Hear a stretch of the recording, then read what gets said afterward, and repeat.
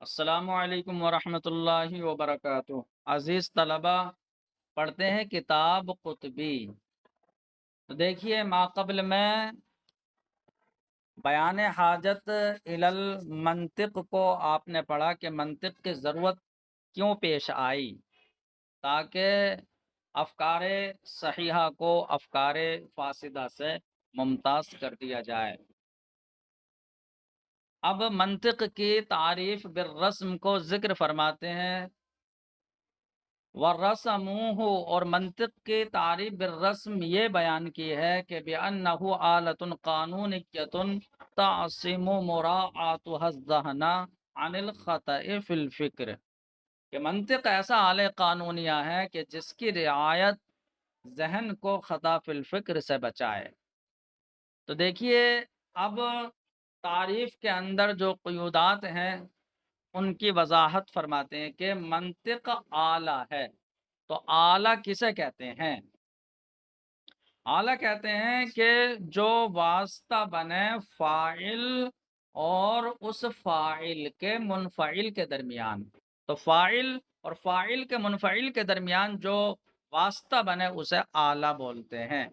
اب کس بات میں واسطہ ہے؟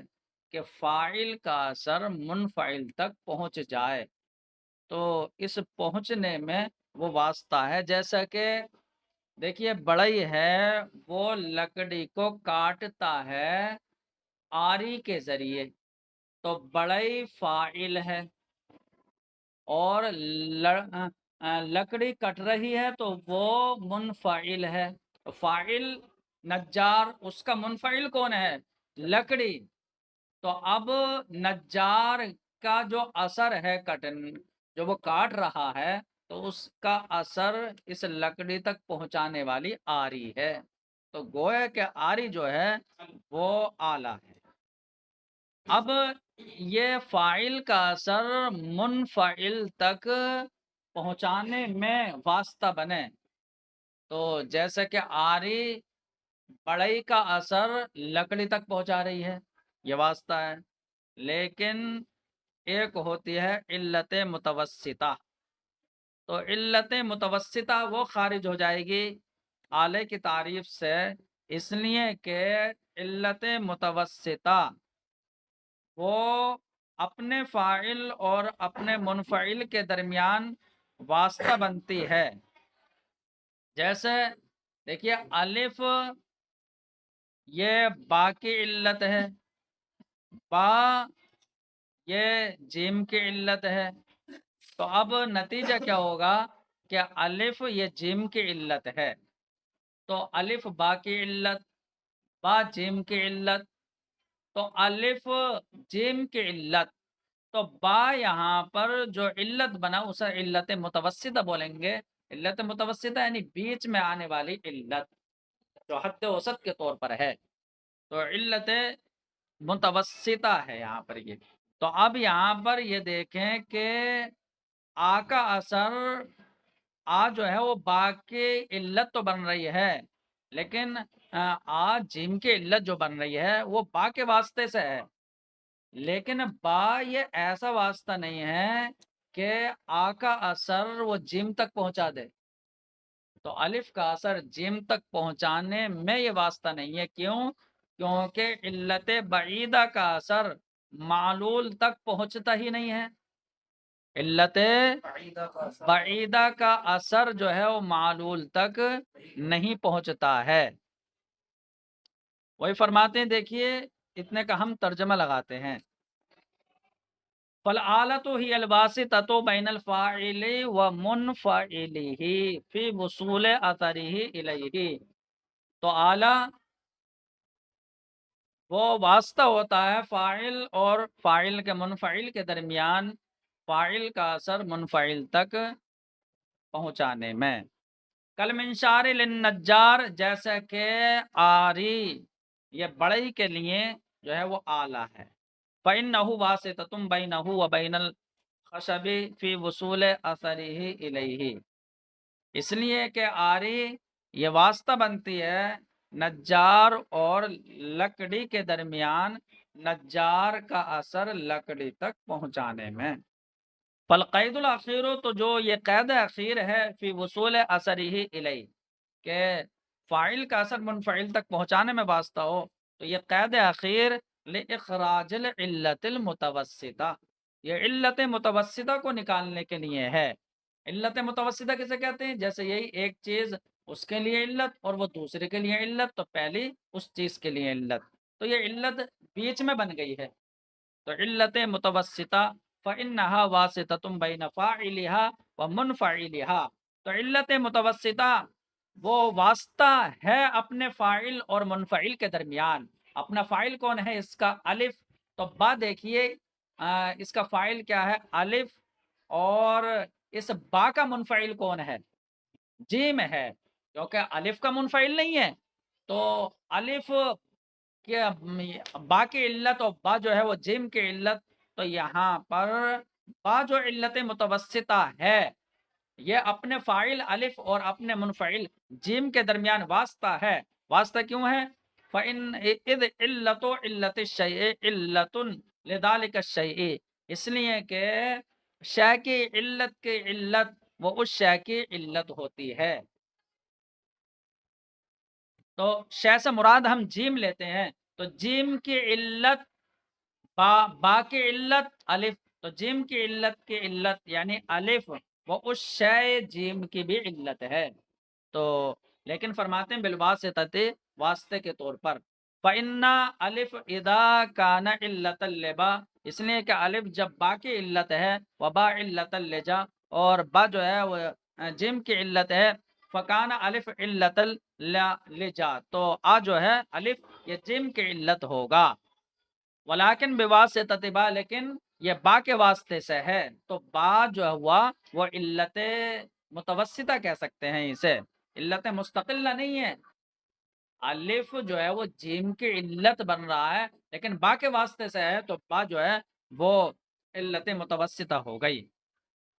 اللہ انہا، تو واسطہ تو ہے یہ با، لیکن یہ با لیست بواسطۃ بینہا فی وصول اثر العلت البعیدہ الی المعلول، لیکن یہ با اپنے فاعل اور منفعل کے درمیان یہ علت بعیدہ کا معلول تک اثر پہنچانے میں واسطہ نہیں ہے، تو علت بعیدہ کا اثر معلول تک پہنچانے میں یہ فاعل و منفعل کے درمیان واسطہ نہیں ہے، مطلب علت متوسطہ اس طور پر تو واسطہ کہہ سکتے ہیں، لیکن فاعل کا اثر منفعل تک پہنچے اس بارے میں جو ہے پہنچانے میں واسطہ نہیں ہے۔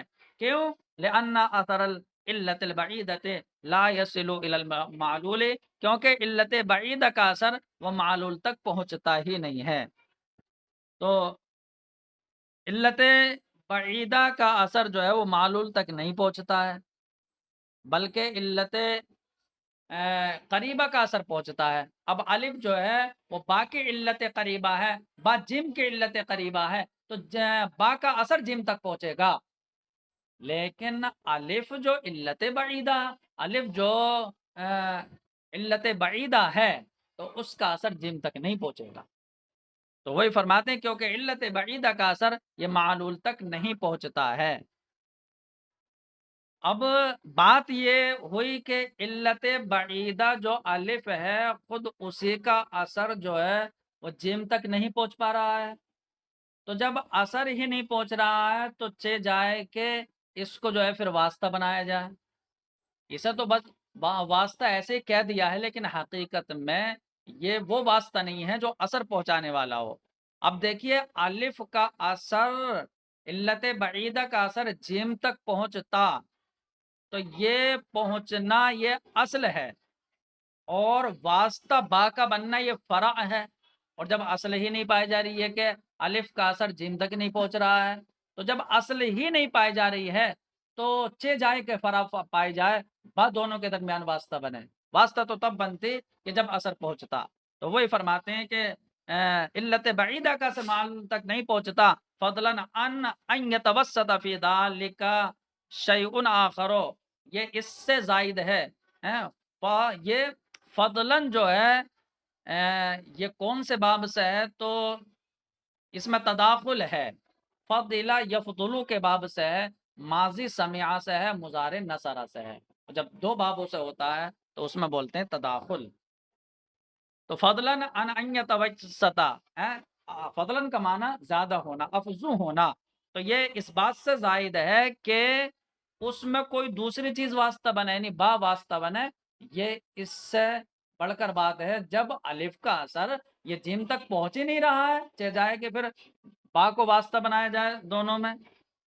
وَإِنَّمَا الْوَاصِلُ إِلَيْهِ أَثَرُ الْعِلَّةِ الْمُتَوَسِّطَةِ. فرماتے ہیں ہاں جیم تک پہنچنے والا تو وہ علت متوسطہ کا اثر ہے. تو جیم تک پہنچنے والا علت بعیدہ کا اثر نہیں ہے بلکہ خود با کا اثر پہنچ رہا ہے. لأنه الصادر منها، کیونکہ جیم جو ہے اسی با سے صادر ہوا ہے.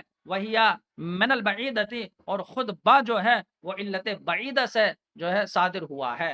والقانون، اب دیکھیے آلے کی وضاحت فرما دی کہ آلہ کسے کہتے ہیں، کہ جو واسطہ بنے فاعل اور اپنے فاعل اور اس فاعل کے منفعل کے درمیان واسطہ بنے، اس کو جو ہے آلہ کہتے ہیں. اب قانون، تو قانون کی تعریف کرتے ہیں کہ قانون ہوا امر کلی، کہ قانون ایسا امر کلی ہے ینطبق علی جمیع جزئیات، جو اپنے تمام جزئیات پر بولا جائے، تو اپنے تمام جزیات پر منطبق ہو. لیتعرف احکامها منہ، تاکہ پھر اس قانون سے اس کے احکام معلوم ہو جائیں. تو اب احکام معلوم ہو جائیں گے. جیسے نحویوں کا دیکھیے یہ قول کہ ہر فاعل مرفوع ہے، تو ہر فاعل مرفوع ہے، تو یہاں پر ہر فاعل اس کے جو جزئیات ہوں گے وہ کون ہوں گے؟ قام زیدن میں زید اس کا جزئی ہے، قام بکرن میں بکر اس کا جزئی. جہاں جہاں بھی جو فاعل بن رہا ہوگا تمام کل فاعل کے جزئیات ہیں. تو اب دیکھیے کل فاعل مرفوع، یہ اپنے تمام جزئیات پر بولا جائے گا کہ یہاں یہ فاعل ہے، ہر فاعل مرفوع ہوتا ہے تو یہ بھی مرفوع ہے. تو اس کا مطلب ہوا قانون یہ ایسا امر کلی ہوتا ہے جو اپنے تمام جزئیات پر منطبق ہوتا ہے، بولا جاتا ہے، تاکہ پھر اس قانون سے اس کے احکام معلوم ہو جائیں. اب ہمیں حکم پتہ چل گیا کہ قام زیدن میں زید یہ فاعل ہے، اور قانون یہ ہے کہ ہر فاعل مرفوع ہوتا ہے تو زید مرفوع ہوگا. کا قول النحاتی، جیسے کہ نحویوں کا قول الفاعل مرفوع، فاعل مرفوع ہے، فإنه امر کلی، تو یہ امر کلی ہے، منطبق علی جمیع جزئیات، جو اپنے تمام جزئیات پر منطبق ہے، تمام جزئیات پر مشتمل ہے. یہ یتعرف احکام و جزئیات ہی من ہو، اور اس قانون سے پھر اس کے قانون کے اندر جو موضوع ہے کل فاعل، تو قانون کے ذریعے جو ہے اس کے موضوع کے جزئیات کے احکام جو ہے معلوم ہو جاتے ہیں. حتی یتعرف من ہو، یہاں تک کہ اس سے یہ معرفت ہو جاتی ہے کہ زید جو ہے مرفوع ہوگا ضربہ زیدن قول میں، فإنہ فاعل، کیونکہ وہ فاعل ہے.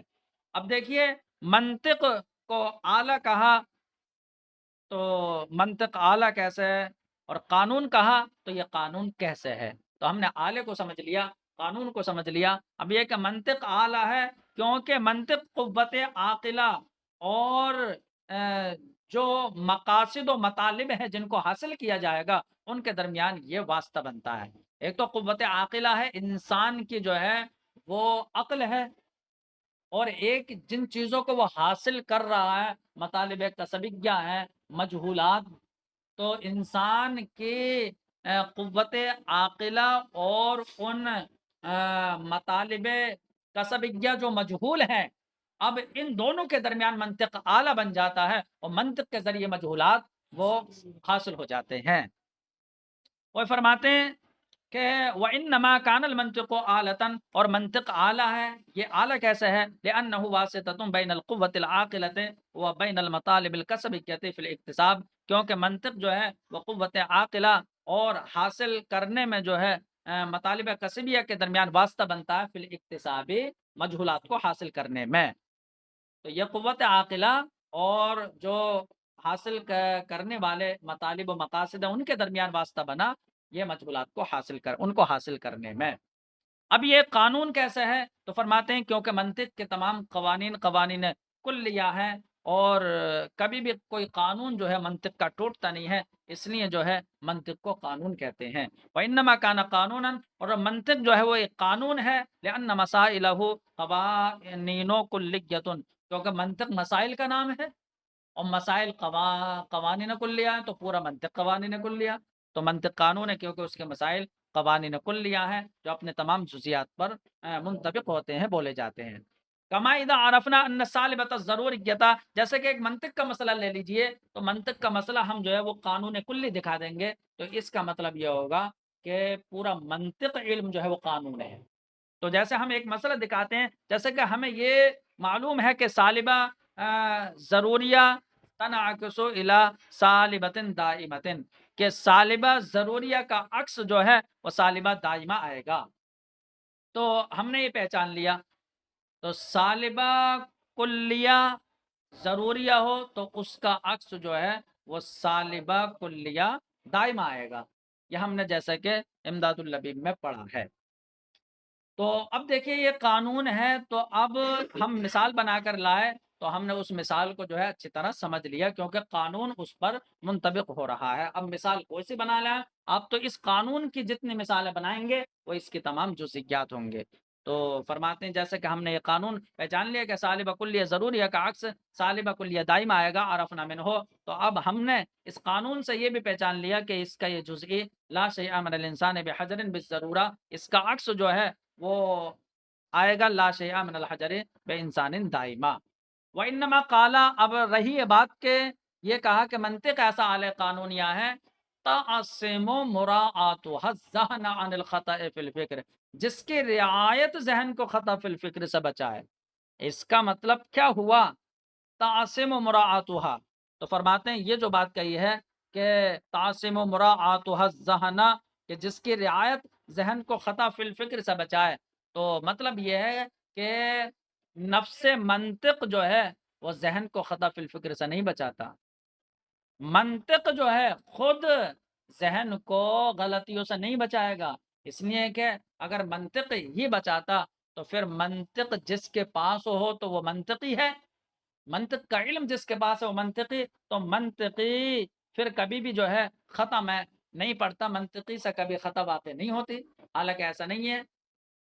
تو اس کا مطلب یہ ہوا کہ منطق کا ہونا خطا فی الفکر سے نہیں بچائے گا، بلکہ اس منطق کو استعمال کرنا پڑے گا۔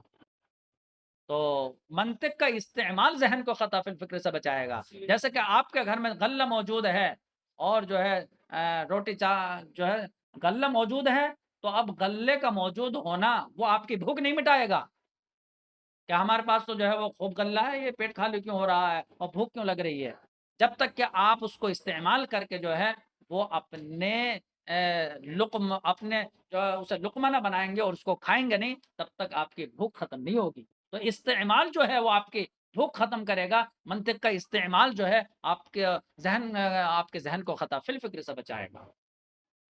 تو فرماتے ہیں کہ لأن المنطق لیس نفسه تعصم الذہن عن الخطأ، تو فرماتے ہیں اس لیے کہ منطق خود جو ہے ذہن کو خطا فی الفکر سے نہیں بچاتا ہے، وَإِلَّا لَمْ يَعْرِزِ الْمَنْطِقِيُّ وَإِلَّا لَمْ يَعْرِزِ الْمَنْطِقِيَّ خَطَأٌ، خطأٌ کو ہم فاعل بنائیں گے، ورنہ تو منطقی یہاں لام ہونا چاہیے، وَإِلَّا لَمْ يَعْرِزْ لِلْمَنْطِقِ خَطَأٌ، ورنہ منطقی کو جو ہے وہ بالکل بھی خطا عارض نہیں ہوتی، منطقی کبھی بھی خطا میں واقع نہیں ہوتا، ولیس کذالک، حالانکہ ایسا نہیں ہے، فإنہ ربما یخطأ لإہمال الآلۃ، اس لیے کہ منطقی بھی جو ہے بسا اوقات خطا میں واقع ہو جاتا ہے اس آلے کا استعمال چھوڑ دینے کی وجہ سے، تو جب وہ جو ہے منطق کا استعمال نہیں کرے گا تو اب اس کا ذہن خطا فی الفکر میں واقع ہو جائے گا۔ ھذا ہوا مفہوم التعریف، تو یہی تعریف کا مفہوم ہو گیا کہ اعلیٰ منطق کیسے ہے، قانون کیسے ہے، اور منطق کی رعایت ذہن کو کیسے بچاتی ہے، تو یہ تعریف کا مفہوم ہو گیا۔ اب جو آلۃ قانونیۃ تعصم، تو اس کا مطلب یہ قیودات بھی ہیں، ابھی تو وضاحت ہوئی ہے ان الفاظ کی، اب ان سے نکل کیا رہا ہے، یہ جو ہے کون ان سے خارج ہو رہا ہے، کیونکہ آلہ یہ جنس کے درجے میں ہے، تمام آلے شامل ہو گئے، اور جیسے کہا قانون، تو وہ نکل گئے کہ جو آلے ہوتے ہیں لیکن قانون نہیں، اور لیکن اب بھی وہ شامل ہیں کہ جو آلے کے ساتھ ساتھ قانون بنتے ہیں، لیکن جیسے کہا کہ جس کی رعایت ذہن کو خطا فی الفکر سے بچائے، تو اب وہ نکل گئے علوم عربیہ کہ ان کی رعایت ذہن کو خطا فی الفکر سے نہیں بچاتی ہے، بلکہ کہیں پر جو ہے وہ لفظی غلطی سے بچا دیتی ہے۔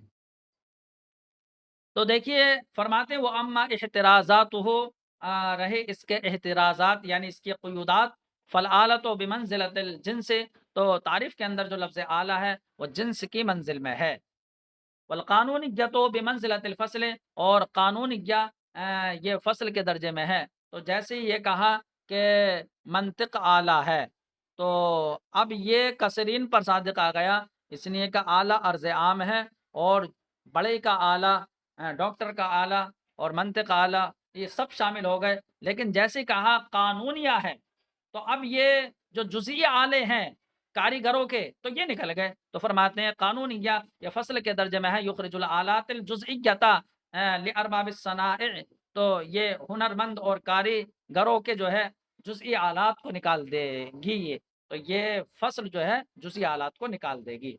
صنائع صنعت کی جمع ہے، اس کا مطلب ہنرمند لوگوں کے جو ہے جو جزئی آلے ہیں یا کاریگروں کے۔ وقوله، لیکن جیسے کہا تعصم مراعات الذہن عن الخطأ فی الفکر، جس کی رعایت ذہن کو خطا فی الفکر سے بچائے، تو ابھی جو ہے وہ شامل ہیں کہ جو قانون بنتے ہیں، جیسے کہ دوسرے علوم عربیہ ہے، نحو ہے، علم معانی ہے، علم بیان ہے، تو یہ تمام ابھی شامل ہے۔ تو فرماتے ہیں جیسے کہ یہ کہا جس کی رعایت ذہن کو خطا فی الفکر سے بچائے، یخرج العلوم القانونیۃ، تو یہ ان قانونی علوم کو جو ہے نکال دے گی یہ قید، کہ جن کی رعایت ذہن کو عن الضلال فی الفکر، ذہن کی غلطی سے نہیں بچاتی، بل فی المقال، بلکہ ان کی رعایت گفتگو میں محفوظ رکھتی ہے۔ جیسے کہ نحو کی آپ نے غرض پڑھی ہوگی کہ کلام عربی میں لفظی غلطی سے بچنا، تو گفتگو میں اور لفظی غلطی میں جو ہے وہ اس کی رعایت بچائے، کل علوم العربیہ، جیسے کہ عربی علوم، نحو، علم بیان، علم معانی وغیرہ۔ وَإِنَّمَا كَانَ هَذَا التَّعْرِيفُ رَسْمًا، اب رہی یہ بات کہ اس تعریف کو رسم کہا، کہ منطق کی یہ تعریف بالرسم ہے، وَرَسَمُوهُ، تو یہ تعریف رسم کیوں ہے؟ تو فرماتے ہیں اس لیے کہ اس تعریف کو جو یہ تعریف جو بیان کی گئی ہے وہ لفظ اعلیٰ سے بیان کی گئی ہے، کہ منطق ایسا آلے قانونیہ ہے۔ اب دیکھیے آلہ یہ عرض عام ہے، اور شے کا ذاتی وہ ہوتا ہے کہ جس کی وجہ سے جو ہے جو شے کی ذات میں ہو، ذاتی وہ ہوتا ہے، اور منطق کے لیے اعلیٰ ہونا یہ اس کا ذاتی نہیں ہے بلکہ عرضی ہے، یہ عرض عام میں سے ہے۔ تو اس لیے عرض عام یا خاصے سے جو تعریف مرکب ہوگی اس کو ذاتی نہیں کہیں گے، ذاتی کے لیے جو ہے وہ جن سے قریب اور فصل قریب جو ذاتیات میں ہوتے ہیں تو وہ شامل ہونے چاہیے، اور منطق کے لیے اعلیٰ ہونا یہ عرضی ہے، ذاتی نہیں۔ تو فرماتے ہیں کہ یہ تعریف رسم ہے، لأن کونہ آلتاً عارض من عوارضہ، اس لیے کہ منطق کا اعلیٰ ہونا یہ منطق کے عوارض میں سے ایک عرض عام ہے۔ فإن الذات للشیء، اس لیے کہ شے کا ذاتی چیز وہ ہوتی ہے کہ انما یکون لہ فی نفسہ، جو شے کے لیے فی نفسہ ہو، اس کی حقیقت میں شامل ہو، والآلیۃ للمنطق لیست لہ فی نفسہ، تو فرماتے ہیں منطق کے لیے اعلیٰ ہونا یہ منطق کے لیے فی نفسہ اور بالذات نہیں ہے، بل بالقیاس الی غیرہ من العلوم الحکمیہ، بلکہ منطق کو جو ہے وہ اعلیٰ وہ اس وجہ سے کہا جاتا ہے کہ یہ دوسرے علوم کے حاصل ہونے کا ذریعہ بنتا ہے، تو دوسرے علوم کی طرف نسبت کرتے ہوئے منطق کو جو ہے وہ اعلیٰ ہونا عارض ہو گیا، تو دوسرے علوم کی طرف نسبت کرتے ہوئے تو یہ عرض اس کے لیے ذاتی اور حقیقی نہیں ہے۔ وہی فرماتے ہیں کہ منطق کے لیے اعلیٰ ہونا اس کے لیے فی نفسی ہی اور ذاتی نہیں ہے، بلکہ جو ہے دوسرے علوم حکمیہ کی طرف قیاس کرتے ہوئے ہے، الی غیرہ من العلوم الحکمیہ۔ اب یہ تو ایک وجہ ہو گئی کہ یہ تعریف بالرسم کیوں ہے، کیونکہ لفظ اعلیٰ سے تعریف ہے، اور اعلیٰ کے یہ عرض عام ہے، عرض عام سے تعریف بالرسم ہوتی ہے۔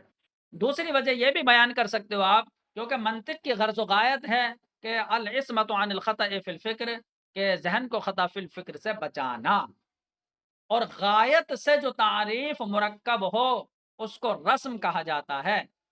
کیوں؟ کیونکہ جو ہے غایت وہ خارج ہوتی ہے، اور خارج سے جو تعریف ہوگی وہ رسم ہوگی، اور جو حقیقت میں شامل ہو اس سے جو تعریف ہوگی وہ تعریف بالحد ہوگی، اس لیے جو ہے اس کو رسم کہا گیا۔ تو یہ دوسری وجہ ہے، وَلِأَنَّهُ تَعْرِيفٌ بِالْغَایَةِ، اور یہ تعریف بالرسم ہے، اس کی دوسری وجہ یہ ہے کہ یہ غرض و غایت کے ذریعے تعریف ہے۔ اذ غایت المنطقی الاسمۃ عن الخطأ فی الفکر، کیونکہ منطق کی غرض و غایت ہے ذہن کو خطا فی الفکر سے بچانا، وغایت الشیء تکون خارجۃ عنہ، اور شے کی غرض و غایت یہ شے سے خارج ہوتی ہے، والتعریف بالخارج رسم، اور جو خارج کے ذریعے جو تعریف ہوتی ہے وہ تعریف بالرسم کہلاتی ہے۔